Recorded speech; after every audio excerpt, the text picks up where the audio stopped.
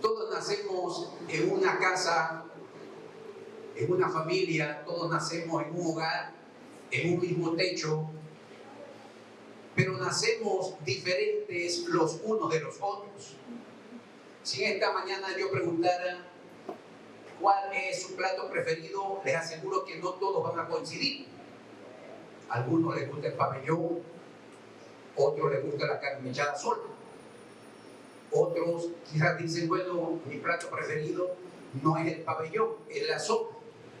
Otros dicen, bueno, mi plato preferido no es ni la sopa, ni el pabellón, pasticho. Así, vean. Caraotas. Chivo alcanzado. ¿Dónde está?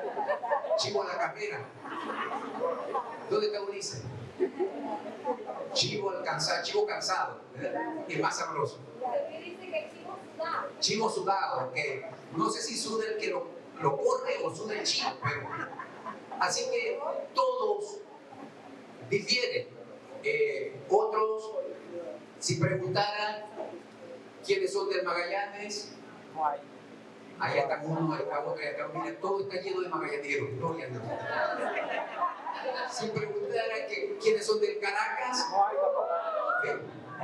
ahí están. Si preguntara quiénes son de Cardenales, aquí está una alarense. Si preguntara quiénes son de La Guaira, pero todos somos diferentes. Así que tenemos esa cosa en común, pero también tenemos diferencias. Y cuando nosotros preguntamos, quizá en la Biblia encontramos ejemplos. En la Biblia encontramos las estaciones del año. En algunos países se dan las 4 estaciones del año. Se da el otoño, se da el verano, la primavera y el invierno en un solo año. Diferentes estaciones, diferentes tiempos, diferentes momentos. Hablamos de temperamentos, hablamos de personas que son melancólicas, flemáticas, sanguíneos y coléricos. No todos son coléricos, no todos son melancólicos, no todos son flemáticos. Diferentes temperamentos, diferentes caracteres. Hay quienes son tranquilos, hay quienes son unos fosforitos. Si usted quiere saber que el que está a su lado es un fosforito, usted lo pellizca y usted ve, si él se lo vuelve a pellizcar, ya usted sabe que no es flemático, es colérico. Así que todos estamos en este mundo bajo un mismo techo, pero todos somos diferentes. Todos somos diferentes. Pueden nacer gemelos, pero no son iguales. Son diferentes. Quizás nacieron el mismo día, del mismo vientre, bajo el mismo techo. Uno es colérico, el otro es melancólico o flemático y así. Pero aun cuando nazcamos el mismo día, somos diferentes. Así que esto me llevó a mí a preparar todo este material, toda esta palabra, porque Dios que nos hizo diferentes, Dios que solo puede tratar con personas diferentes, es capaz de hacerlo de una forma especial. Dios que en su infinita misericordia nos dio talentos, nos dio dones, nos dio ministerios, nos dio capacidades para vivir, para entender, para realizar diferentes actividades. En su infinita sabiduría, Él supo agrupar, supo establecer reuniones, supo escoger entre la gente. Dios, por ejemplo, escogió a los 12 apóstoles con diferentes temperamentos, con diferentes clases sociales, con diferentes caracteres, con diferentes ministerios, con diferentes personalidades, pero con un propósito sin igual. Así que dice la palabra que Dios repartió a cada uno como Él quiso. Así que lo que usted tiene no era porque Dios vio quizás cómo era usted. No, Dios repartió como Él quiso. Amén. No se olvide de esto. Como Él quiso, Dios repartió. Así que no era que Dios tiró así y usted agarró. No. Dios se lo entregó.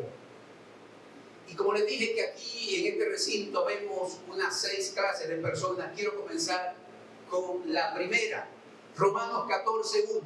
Aquí vamos a comenzar con un tipo de persona que hay acá en el recinto hoy.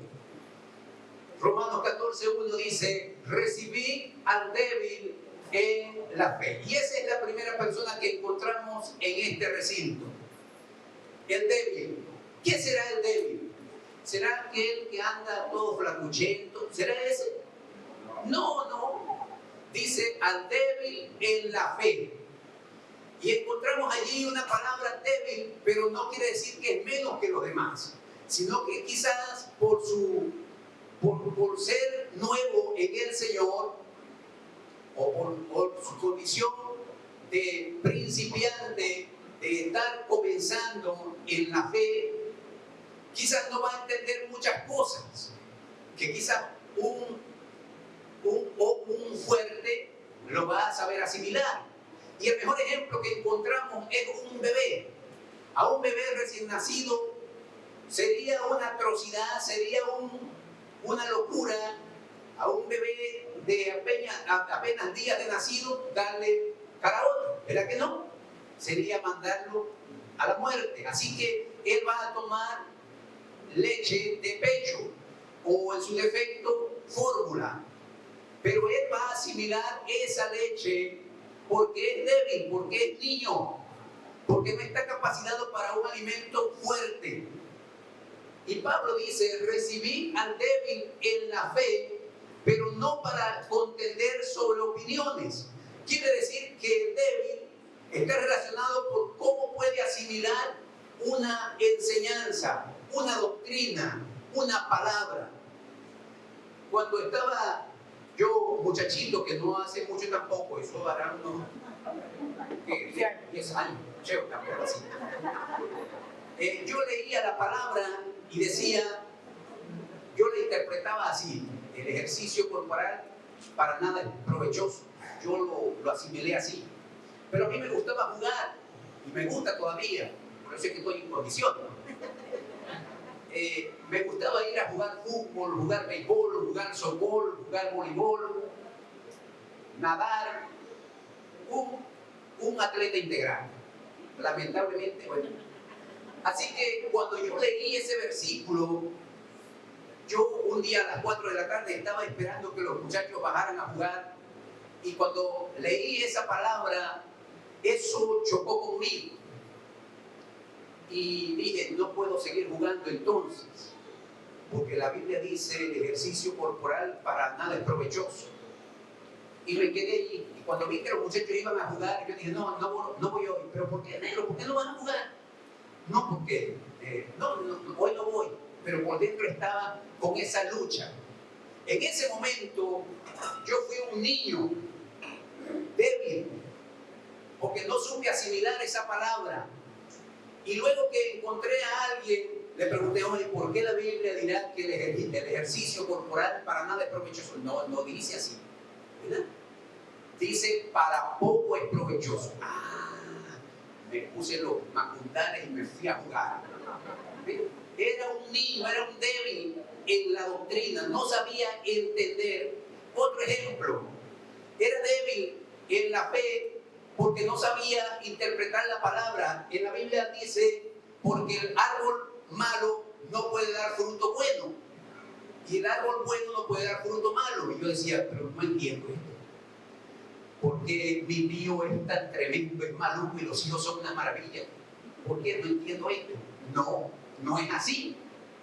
Porque el fruto mío lo voy a dar yo, y el fruto suyo lo va a dar usted. Así que no vamos a dar el fruto de nuestros hijos, cada quien va a dar su propio fruto. Así entendí entonces que era un débil en la fe.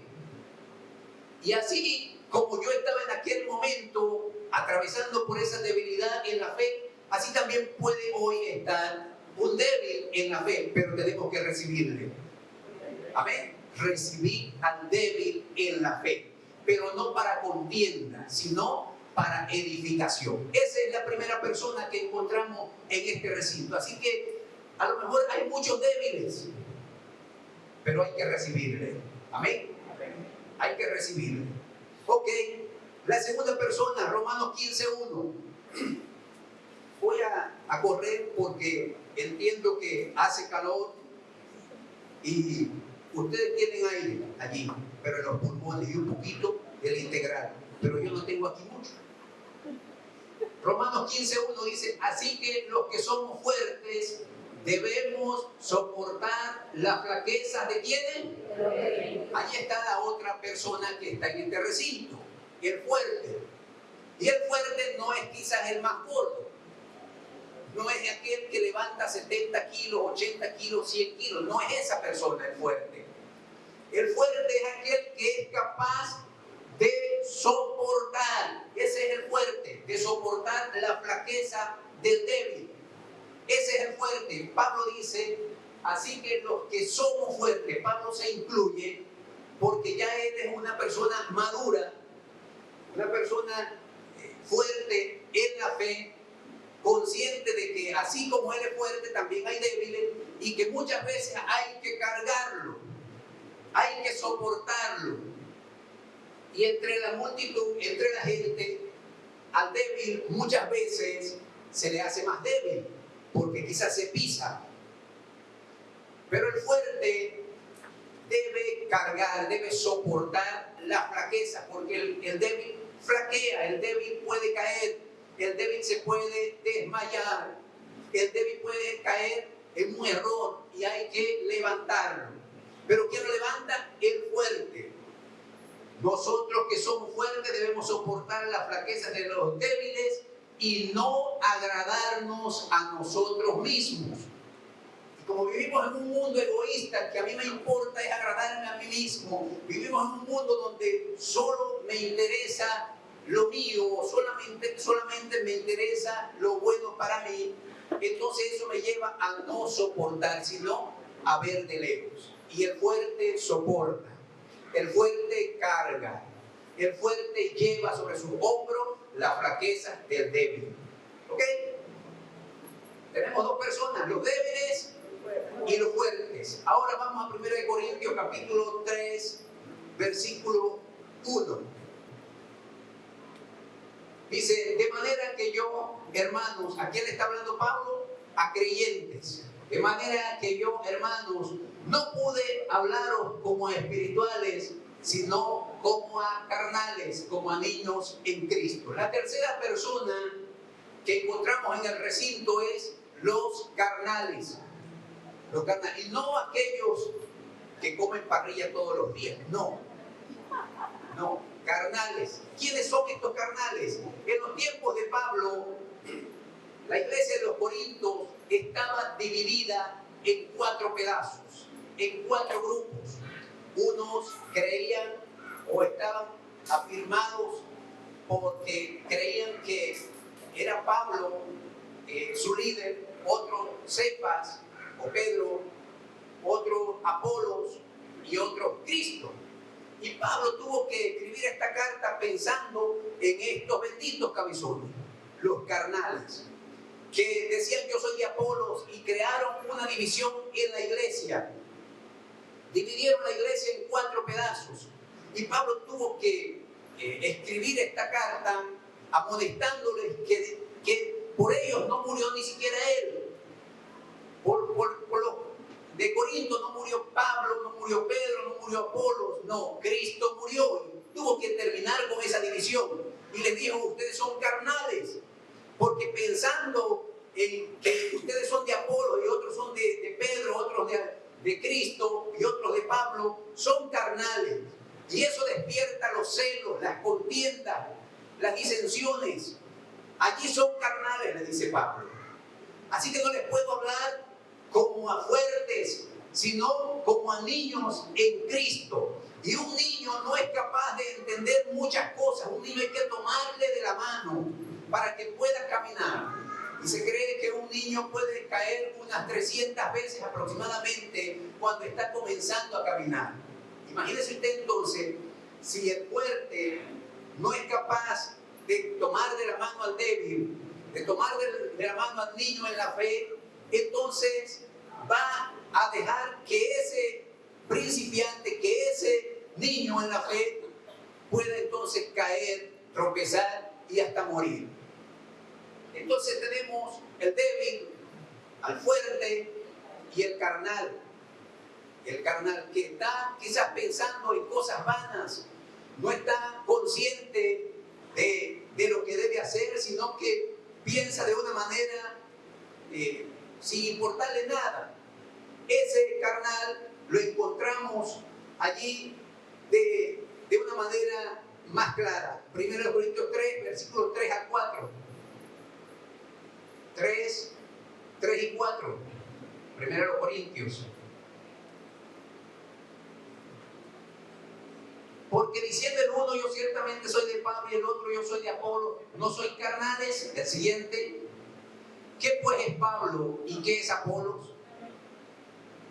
Servidores por medio de los cuales habéis creído, y eso según lo que a cada uno concedió el Señor. Allí está entonces la clave de que cuando yo dije que Dios no era que tiró los dones, no era que tiró los talentos y que usted pudiera agarrar el guante y agarrar lo que le tocaba, no, Dios se lo repartió a usted. Dios le entregó a usted talento, dones, ministerios. Dios le entregó a ustedes destreza, habilidades.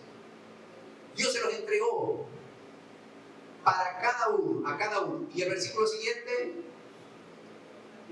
yo planté, Apolo regó, pero el crecimiento, ¿quién lo da? Dios. Así que tenemos esas tres personas: débiles, fuertes, espirituales y carnales. Ahora vamos con los espirituales. El versículo 1 al 6 de 1 Corintios. Otra vez vamos. De manera que yo, hermano, no pude hablarlos como a espirituales. ¿Y quiénes son los espirituales? ¿Los que andan en las nubes? ¿Los que andan con unas alas tremendas? No.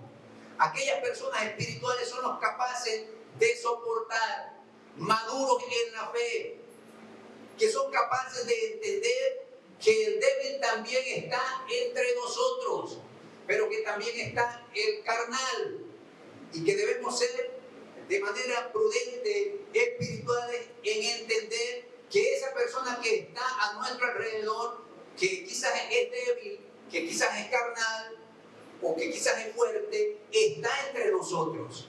Pero no lo debemos tratar de quizás de desplazarle o de pisarle, no, sino de sobrellevar las cargas los unos de los otros, espirituales, que puede ser capaz de entender las cosas.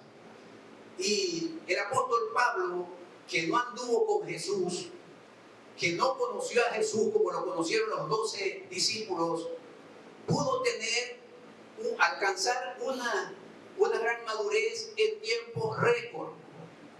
El apóstol Pablo, que era perseguidor de la iglesia, que llevó a la cárcel a mujeres y hombres por abrazar la fe, un día camino a Damasco, Pablo iba con la misión de encarcelarles, y Cristo se le reveló, se le apareció a Pablo en el camino a Damasco, lo derribó allá a tierra, cayeron sobre sus ojos escamas que lo dejaron ciego. Pero 3 días después estaba Pablo en una casa y allí recibió la visita de Ananías y le dijo: Saulo, Jesucristo que se te apareció en Damasco te sana. Y puso las manos sobre Pablo y cayeron esas escamas y vio claramente que tenía un gran ministerio. Y Dios le dice a Ananías: este hombre es instrumento y le mostraré cuánto le es necesario padecer por mi nombre. Pero Pablo no anduvo con Jesús comiendo y bebiendo como lo anduvieron los demás discípulos. Sin embargo, a este hombre llamado Saulo de Tarso, que es Pablo, se le dieron a entender misterios que no se le dieron a los discípulos. Por ejemplo, Pablo dice: porque yo recibí del Señor. ¿Se acuerdan de la frase o de la cita cuando participamos de la Santa Cena? Dice Pablo, porque yo recibí del Señor que el día de la Santa Cena Él tomó pan. Pablo no estaba allí, pero Dios le reveló eso que ya había pasado, pero que Él no estuvo. Pero Pedro, que anduvo con Jesús, que comió con Jesús, que evangelizó con Jesús, que vio los milagros de Jesús, cuando estaba frente a los judíos era una persona, pero cuando estaba frente a los gentiles era otra. Y Pablo, viendo esto en este hombre de este calibre, le dice: mira, Pedro, tú estás siendo hipócrita, porque cuando estás con los judíos eres una persona y cuando estás con los gentiles eres otra. Tienes que manejar esa situación. Vio que Pablo ya era una persona espiritual maduro en tiempo récord. Así que Pablo tuvo que llamarle a capítulo a aquel que anduvo con Jesús durante 3 años. Pablo era un hombre espiritual capaz de juzgar las cosas. Pablo era aquel hombre que le dijo a Marcos, llamado Juan: mira, te devolviste en el primer viaje, no vas a acompañarnos en este viaje. Pablo era así de crudo, pero que también fue maduro. Total que entendemos estos 4 personajes hasta ahora: los débiles, ayúdenme, los fuertes, los carnales y los espirituales. ¿Ok? Eso, a palabra espiritual, no quiere decir que son perfectos, no quiere decir que no fallan, no quiere decir que andan en las nubes, que andan en el tercer cielo. No quiere decir eso, sino aquella persona que es capaz quizá hasta de dominarse a sí mismo, quizá es capaz de aceptar las flaquezas del débil. Esa es la persona espiritual. Sin embargo, me está faltando 2. Faltan 2. Y vamos a Gálatas capítulo 2, versículo 4. Dice: y esto a pesar de los falsos hermanos introducidos a escondidas, que entraban para espiar nuestra libertad que tenemos en Cristo Jesús, para reducirnos a esclavitud. Los falsos, tenemos los débiles, los fuertes, los carnales, los espirituales y los falsos. Los falsos hermanos, en los tiempos de Pablo, había hombres que entraban a la sinagoga, entraban a donde estaban predicando, y esos hombres trataban de persuadir a los que habían creído en Cristo Jesús para que volvieran otra vez a los rudimentos de la ley, a los rudimentos de la carne. Y estos hombres entraban de una forma sutil, encubiertamente, a ver qué se enseñaba en las sinagogas y a ver entonces quiénes estaban allí para acusarles, para llevarles quizá ante juicios, para espiarles. Y Pablo se dio cuenta que había esos hombres en la iglesia de Galacia que él había fundado. Y esta iglesia era la iglesia a quien Pablo quizás le da más dura en su carta: oh Gálatas insensatos. Era una iglesia donde creyeron en el Señor, pero pronto se desviaron de creer en el Señor y aferrarse nuevamente a los rudimentos de la ley. Y Pablo tiene que decirle entonces que eran falsos hermanos porque habían entrado con la misión de espiar a quienes habían creído en el Señor. Total que él se despierta con esta carta fuerte y les da esa palabra. Estaba consciente de que en ese recinto podían haber infiltrados falsos hermanos. Y qué lamentable es cuando encontramos en la iglesia donde estaba aquel hombre llamado Diótrefes, un falso hermano también, que echaba fuera a los que venían llegando con la intención de abrazar la fe en Cristo Jesús. Era fuerte Diótrefes, pero que encontramos también que su intención era impedir que aquellos que querían entrar y seguir a Cristo no entraran. Y es lamentable que en los tiempos, en esta época en que vivimos, todavía encontramos diótrefes que ni entran ni dejan entrar, que ni creen ni dejan que otro crezca. Ok, tenemos entonces los débiles, los fuertes, los carnales, los espirituales, los falsos. Y voy con el sexto. El sexto es los que están como el paralítico que ponían a la puerta del templo. Había un hombre que ponían a la puerta del templo a pedir limosna. Y este sexto personaje es los que no han entrado y que están en la puerta. Y aquel hombre lo ponían a la entrada del templo para que pidiera limosna. Y este hombre confundía a los de afuera y a los de adentro. Porque a los de afuera los confundía, quizás diciendo, los de afuera decían, mira, y ahí está el paralítico, entró a la iglesia. Confundía a los de afuera. Y los de adentro decían, ojalá entrara ese hombre. Así que tenemos esas 6 personas, ¿verdad? Débiles, fuertes, carnales, espirituales, los falsos y los que están a la puerta. Pero en esta mañana queremos que los que están en la puerta entren a la casa de Dios. Amén. Denle un aplauso al Señor. Nosotros queremos.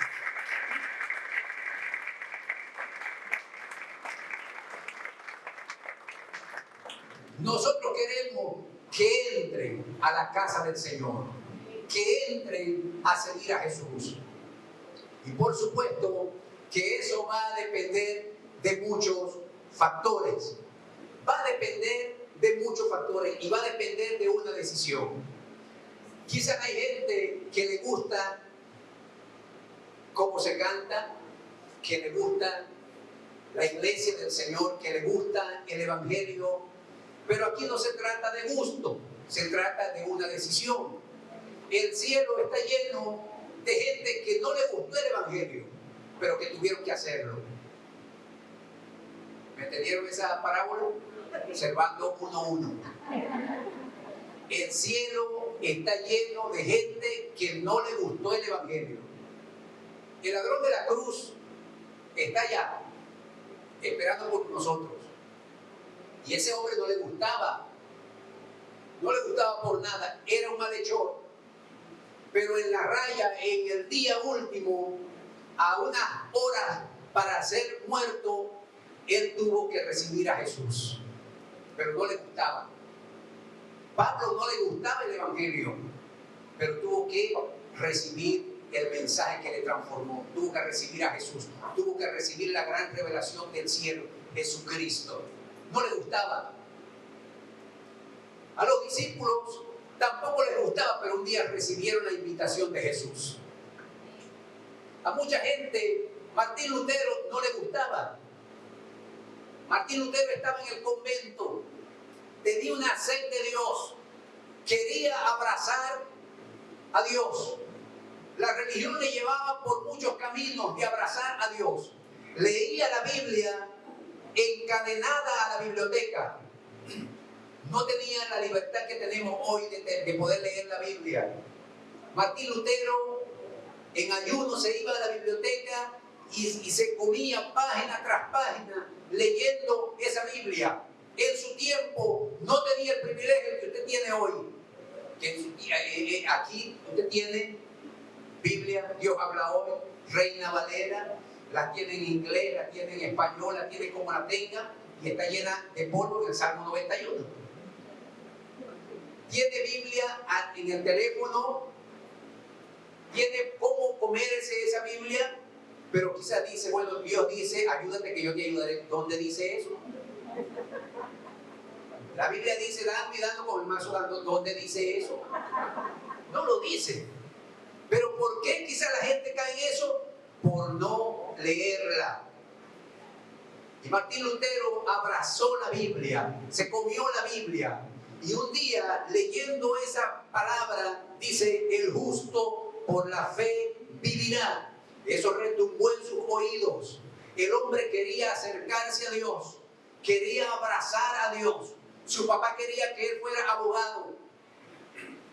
Y un día su papá, cuando entendió que Martín Lutero estaba detrás de la puerta del convento, aquel padre amaneció allí, se tiró toda la noche esperando hablar y convencer a Martín Lutero de que él desistiera de esa idea de estar en ese convento.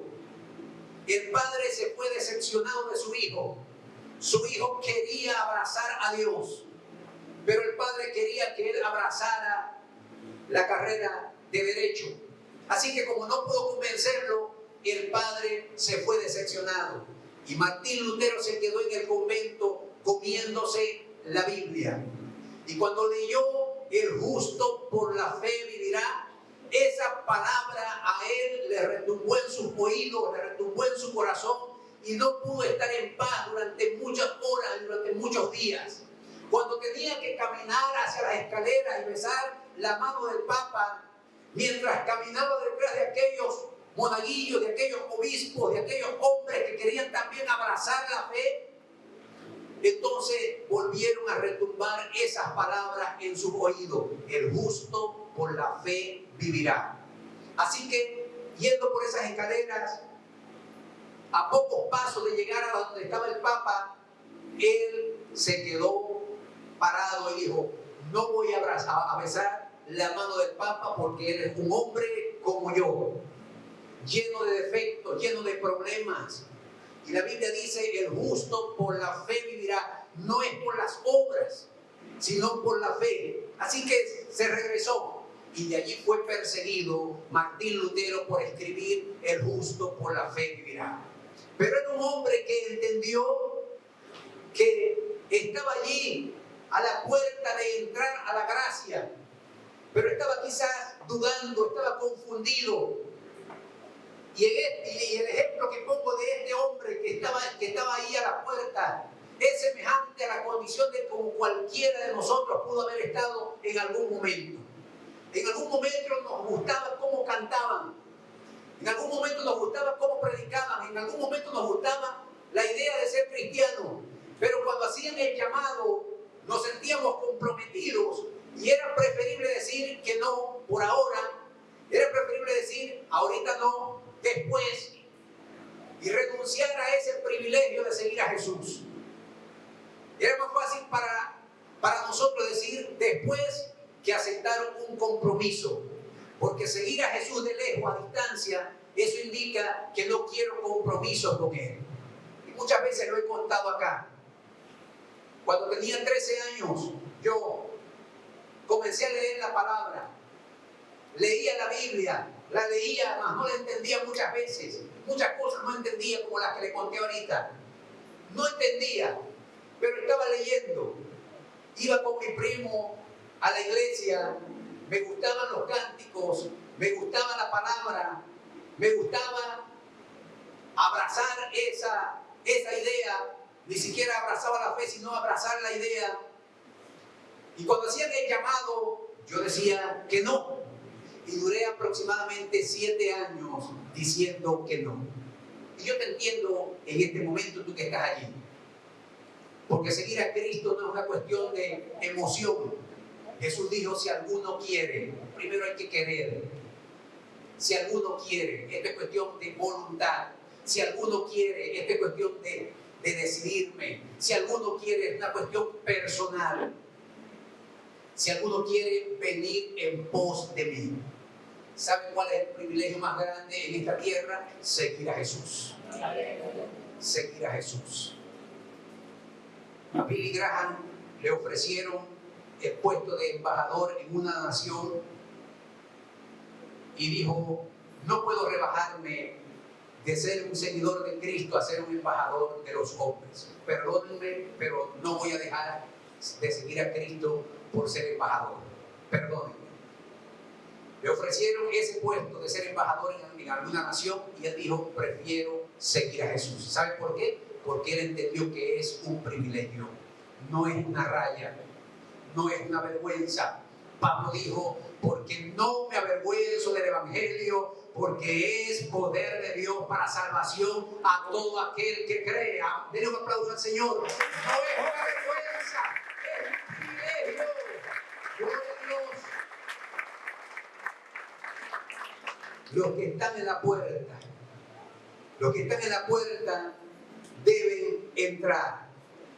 Ahora bien, estos que están en la puerta, vamos a ver qué dice Judas, capítulo 1, versículos 22 y 23.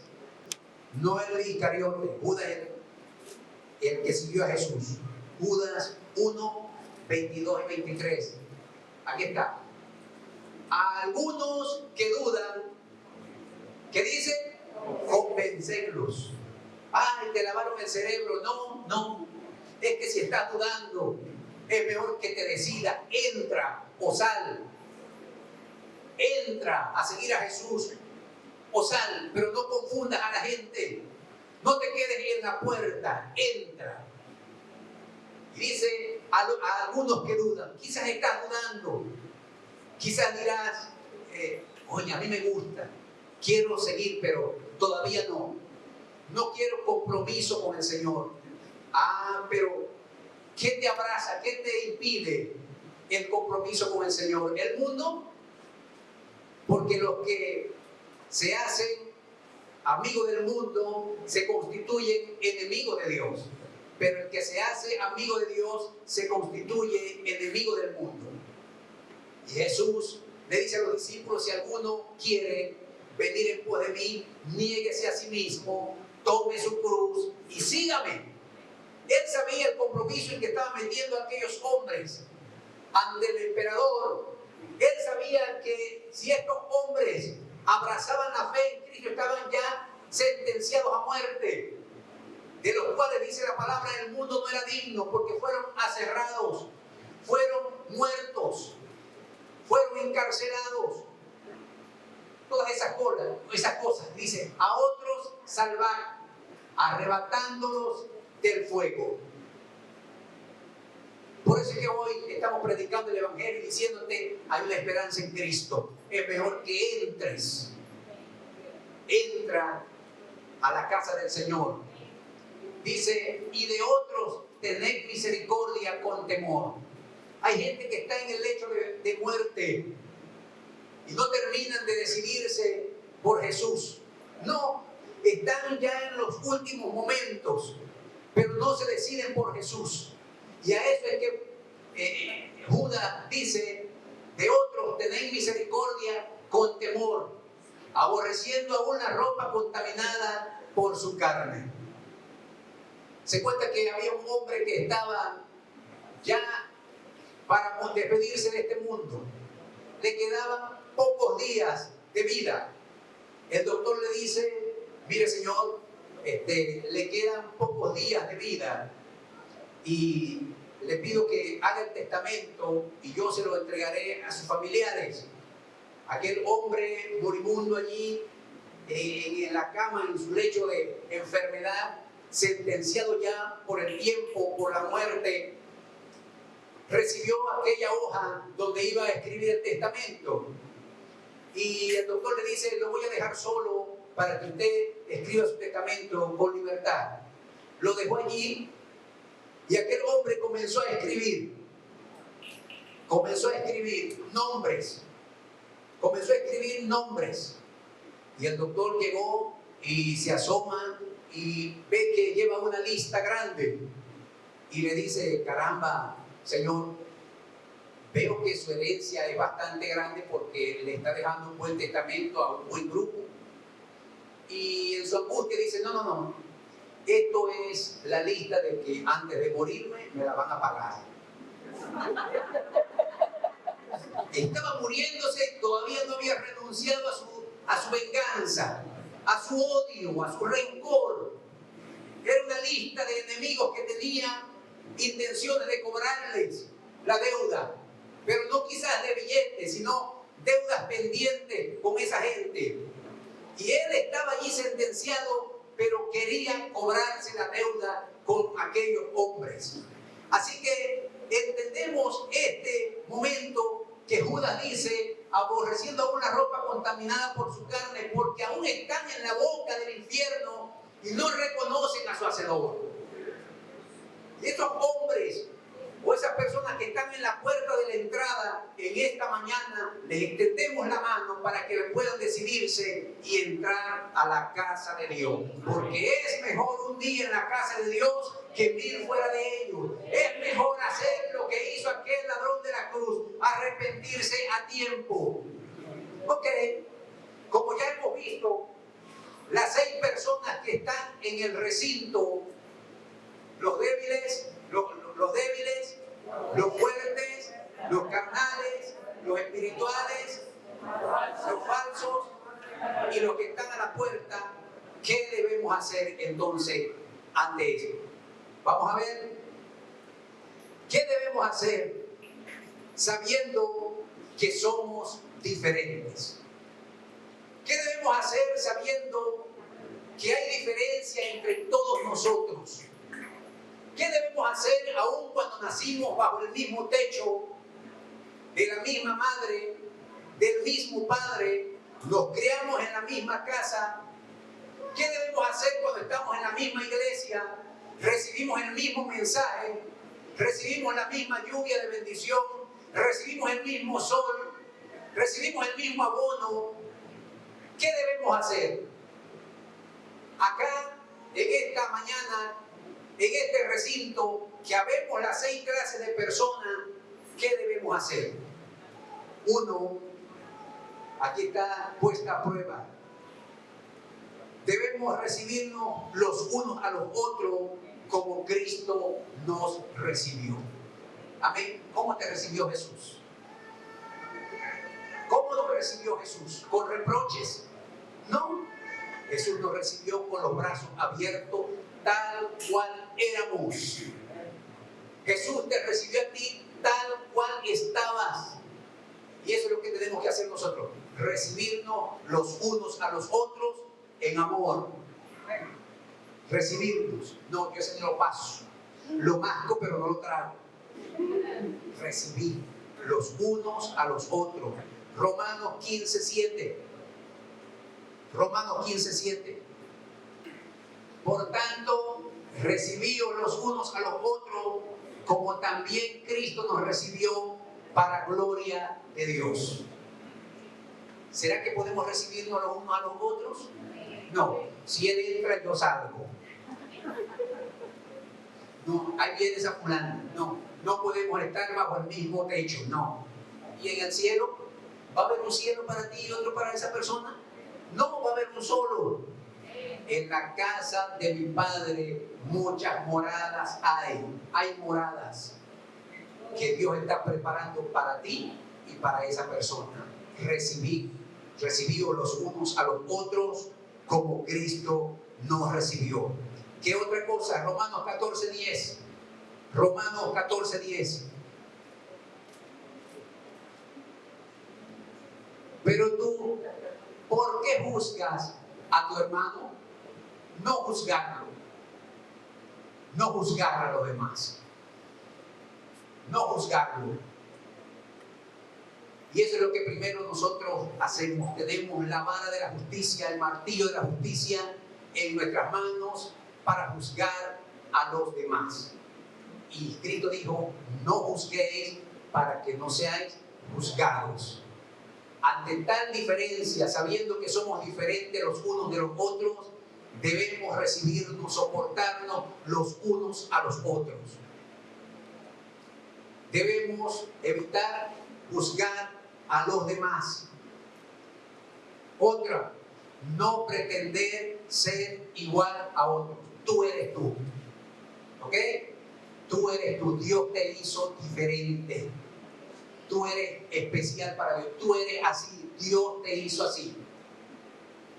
No pretender ser igual a otros. Ni tampoco pretender que los demás sean iguales a nosotros. Ese es el peor error.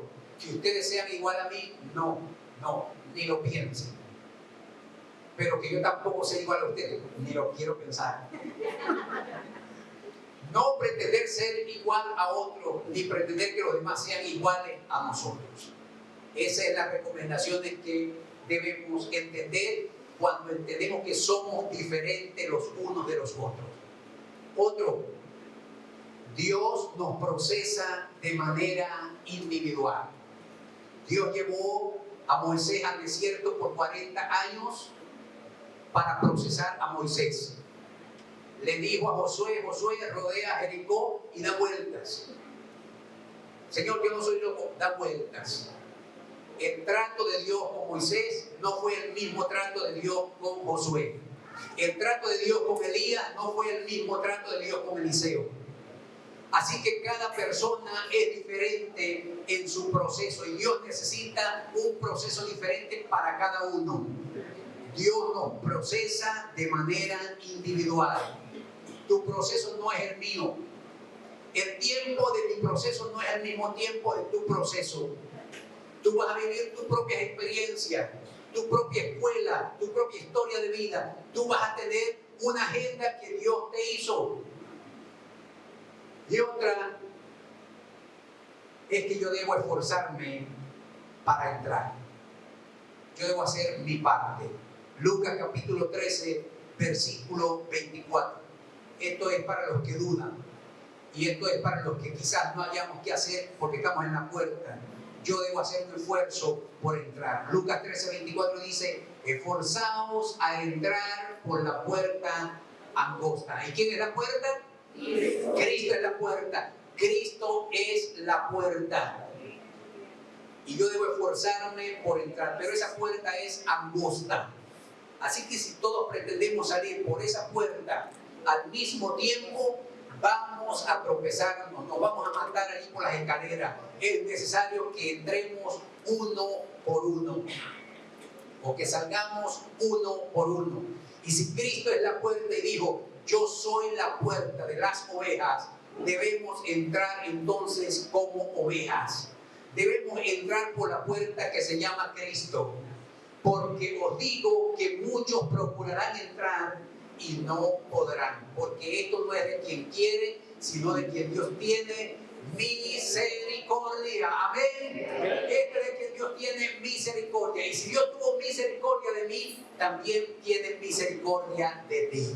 Amén. Así que somos diferentes los unos de los otros. Entendamos ese principio. Soportarnos los unos a los otros, no juzgar, no pretender ser igual a los demás, ni pretender que los demás sean iguales a nosotros. Y Dios me procesa de una manera diferente. ¿Qué tal si se pone de pie en esta mañana? Gloria a Dios.